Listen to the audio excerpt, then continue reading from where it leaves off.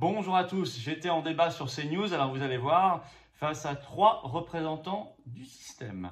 On a parlé des questions énergétiques, les rationnements, où est la vraie écologie, où est l'hypocrisie? On focalise sur des petites choses alors que d'énormes politiques gouvernementales et supranationales à côté passent tranquillement. Bon, ça j'ai mis les pieds dans le plat là-dessus. On a parlé aussi d'ailleurs ensuite de politique migratoire. On décide vraiment de ce qu'on veut faire collectivement? Ben non, puisqu'on est dans l'Union européenne et la CEDH. On n'a pas la souveraineté sur ce sujet-là comme sur les autres, il faut le dire. Sinon on est dans le théâtre, donc dans le mensonge. Et puis à la fin, j'ai posé la question de la police des températures. Le Canard enchaîné a annoncé que le gouvernement voulait éventuellement créer une police des températures pour venir vérifier le chauffage dans les administrations ou chez vous. Eh bien écoutez, ça n'a pas plu que j'en parle, mais j'en parle. Voilà. Comme à l'époque, ça ne plaisait pas quand j'annonçais 6 mois à l'avance le pass sanitaire. Mais c'est mon devoir et c'est notre devoir aux patriotes. Vous me direz ce que vous pensez de cette émission, de ce débat sous la vidéo en description, bien évidemment. Vous avez noté, samedi 17 septembre, extrêmement important. 14 h déjà, on sait déjà, Paris, place du Palais Royal avec des drapeaux français par milliers, dizaines de milliers. On remet le couvert puisqu'ils ont voulu faire croire que cette manifestation n'avait jamais existé. Ben là, vous allez voir, ça n'a pas existé. Préparez-vous à venir. Je vais vous mettre toujours le lien vers le Facebook pour organiser les covoiturages entre vous. C'est très, très important. Il y a quelques députés qui commencent à parler spontanément de destitution. Puis nous, on parle de sortir de l'OTAN, de Frexit, enfin, de non-rationnement, non-passe, liberté, souveraineté. Bref, très important. Abonnez-vous à cette chaîne YouTube si vous voulez bien, un petit clic, une seconde, un petit bouton en dessous pour le faire, s'abonner. C'est très rapide, c'est gratuit, c'est vraiment même instantané. Merci infiniment à ceux qui l'ont fait récemment, à ceux qui vont le faire dans les secondes qui viennent. Grâce aux abonnés, les vidéos circulent plus, c'est mécanique et sont plus visibles. Venez aux patriotes. Faites-le maintenant, l'adhésion ou la réadhésion. Pensez-y en fin de vidéo, en fin d'émission, mais pensez-y. Venez, avec cette carte orange de combat et d'espérance. Venez vous battre à mes côtés, à nos côtés. Rencontrez tout de suite des gens qui pensent comme vous.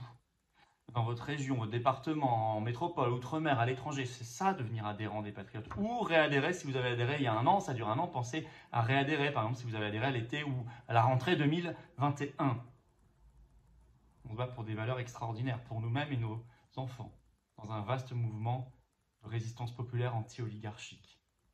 Le lien pour adhérer ou réadhérer, c'est le même. Il est sous la vidéo en description en premier lien, également en commentaire épinglé, en toute fin de vidéo en cliquant directement là, je ne sais pas, sur votre écran. Sous la vidéo en description, deuxième lien pour faire un don de soutien aux patriotes. Vital, on n'a pas d'autre financement public, rien cette année, pas de financement bancaire. Or, on fait. 17 septembre va encore coûter très très cher, nous aussi on subit l'inflation et ça coûte cher. Voilà. Adhésion et réadhésion, dons sont défiscalisés pour vous aux 2 tiers. Les dons supérieurs à 500 € ont de nouveaux avantages, allez voir sur le site des Patriotes. Mais dans tous les cas, c'est utile, c'est vital. Et dans tous les cas, c'est défiscalisé pour vous aux 2 tiers. Bravo donc aux donateurs, aux réadhérents. Bienvenue aux nouveaux Patriotes. Bonne émission et vive la France. Florian Philippot, elle vous fait rire cette polémique ou pas?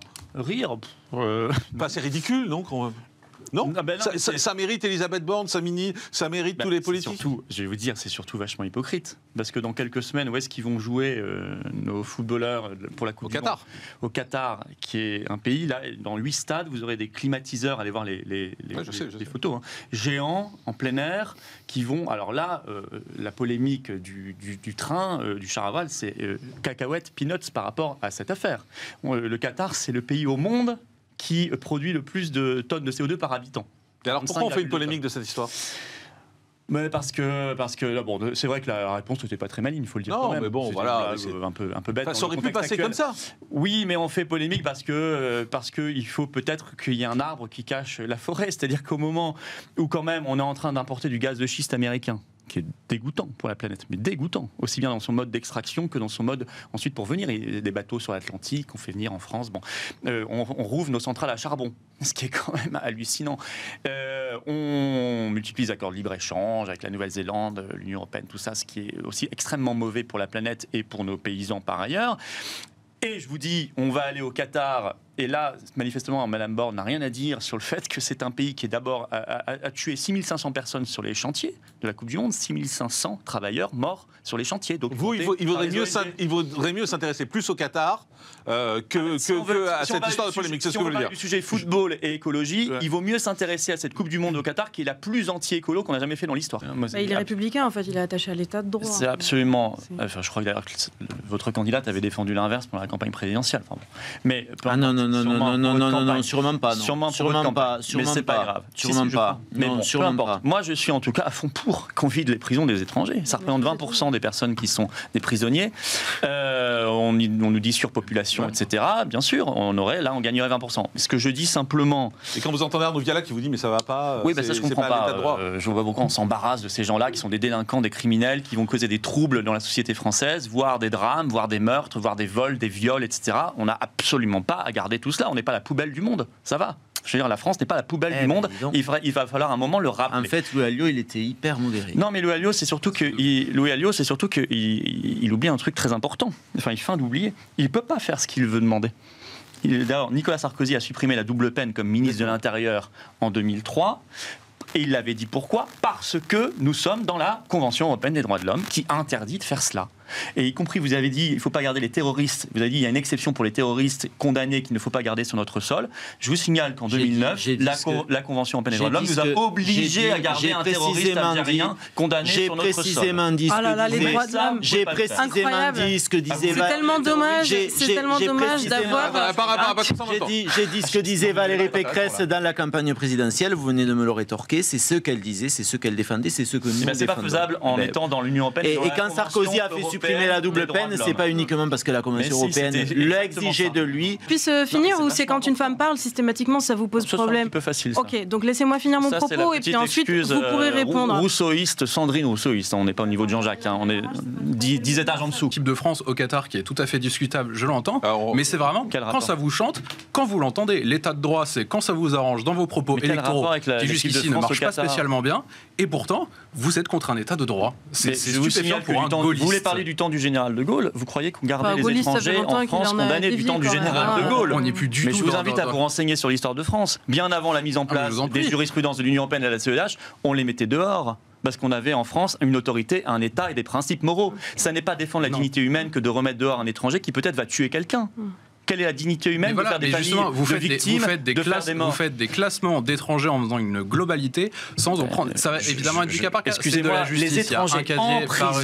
les étrangers en prison sont des étrangers particuliers. Ils ont été condamnés. Et on ne discute pas de la même chose du tout. Sauf que moi, on discute que de ça. Non, on ne discute pas de la même chose. On parle pas des étrangers en général. On ne discute pas de la même chose du tout. C'est pas ça qu'on nous fait commenter. De toute façon, c'est pas ça. Mais c'est pas ça. Chez vous, c'est de l'outrance. Ce n'est pas ça. Ce n'est pas ça le débat. Mais non. Malheureusement, c'est pas aussi simple que ça. C'est pas grave, on est dans un pays bizarre, excusez-moi. Florian Philippot. Notre débat, de toute façon, je le redis, y compris Louis Alliot, n'a pas de sens. Nous n'avons pas la souveraineté pour le faire. Donc vous parlez dans le vide, vous inquiétez pas, vous êtes protégés par les instances supranationales qui sont de votre avis et ils appliquent votre politique à vous. Ça s'appelle l'Union européenne, oui, effectivement. Et la CEDH. Mais donc je dis, tant qu'on n'en est pas sorti, de toute façon, Louis Alliot pourra continuer. Mais on n'en sortira pas, vous le savez. Donc arrêtez d'être populiste et démagogue et surtout de raconter n'importe quoi sur un ton très assuré en étant aussi condescendant. C'est absolument insupportable. Un petit dealer, on peut le garder étranger en France. Moi, je dis un petit dealer, vous ne savez pas s'il n'a pas une responsabilité meurtrière sur la conscience. Donc vous remettez en cause la justice aussi. Ah d'accord, ok. Mais attendez, un petit dealer, d'abord, je ne sais pas ce que c'est qu'un petit dealer, et vous ne savez pas quelle est la gravité des actes qu'il a accomplis derrière pour la santé de certaines personnes.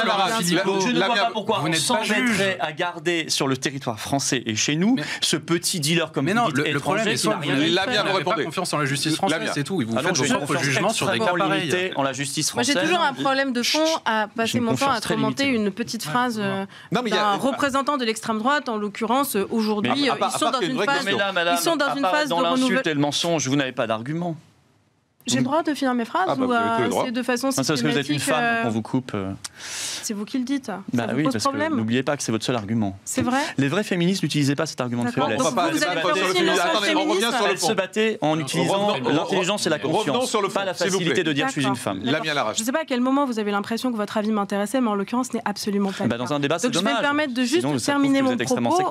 Moi, je me suis un petit peu renseigné. Lorsqu'il a été condamné, il avait 17 ans, mais on lui a refusé l'excuse de minorité parce qu'il a été jugé menteur, peu loyal, avec risque de renouvellement de l'infraction.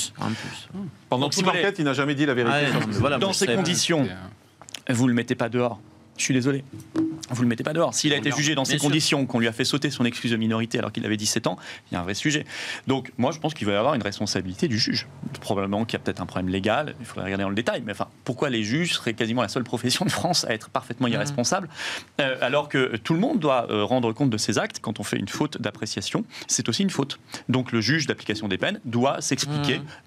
Peut-être qu'il a d'excellents arguments, mais au moins qu'il soit convoqué, qu'il s'explique, et s'il n'en a pas, qu'il soit condamné. La première étape, ce sera aux yeux du législateur et sa décision, évidemment. Florian Philippot, est-ce qu'il faut rendre les juges responsables ? Oui, je l'ai dit juste avant, il faut absolument que les juges soient responsables. Ils ont la vie des gens dans leurs mains, dans de nombreux cas, par leurs décisions, ils ont un impact majeur. Donc ils doivent être parfaitement responsables, comme tout autre citoyen dans notre pays. Florian Philippot, vous êtes capable de dire bravo ? Ça dépend. Si vous voulez, la police et la gendarmerie, c'est pour aller chercher ceux qui sont criminels et délinquants ou qui s'apprêtent à l'être. Vous avez lu le Canard enchaîné d'aujourd'hui, qui dit que lors du dernier Conseil de défense énergétique, le gouvernement a émis le souhait de créer une police des températures. Qui viendra. Non, mais restons sur ça. Moi, je vous ai posé une question simple, vous êtes capable de dire bravo ? Non, parce que ça dépend de ce qu'on en fait. C'est ça ma réponse. C'est pour aller sur le terrain. Si les gendarmes et les policiers contrôler le chauffage chez vous, qui est bien à 19 degrés. Identifié. Non, mais comme le gouvernement envisage de le faire, aller contrôler le chauffage chez vous dans les administrations et les entreprises. C'est ça qui est bien avec vous, c'est que vous êtes le propre contre-argument de vous-même. Vous faites de la c'est pas vrai. Vous vous souvenez de ces images de la police qui était sur les plages pour contrôler le masque, qui était le masque, ça n'a rien à voir. Et personne n'a dit qu'on irait chez vous. Mais non, Florian Philippot, vous dites n'importe quoi là, excusez-moi. Mais pourquoi vous dites ça ? Parce que vous dites n'importe quoi. Ça n'a pas existé ce que j'ai dit ? Non, il n'a jamais été question d'envoyer les policiers chez vous pour contrôler que la température est à 19 degrés. Ça sort d'où ça ? C'est du pipeau. Allez lire le Canard. Vous avez juste dit le terme police dans une anecdote. Non, police des températures, c'est pas une anecdote, c'est le conseil de défense énergétique autour de monsieur Macron. On va pas envoyer des policiers chez les gens vérifier que le chauffage est à 19. On les a envoyés sur les terrasses pour vérifier le QR code et envoyer dans les plages des forêts pour vérifier vos ça n'a rien à voir. Je ne sais pas que ça n'a rien à voir. N'essayez pas de faire peur aux gens en leur racontant n'importe quoi. Parlons de la réalité. Qui a dit nous sommes en guerre, c'est pas moi, c'est monsieur Macron. Mais parlons de la réalité, justement. N'inventons pas des choses. Mais on n'invente rien, monsieur Morandini. Non.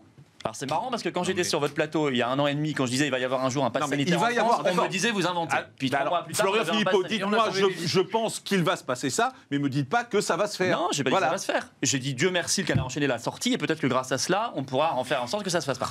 Pour le reste, c'est pas sérieux. C'est pas sérieux. Je suis extrêmement sérieux.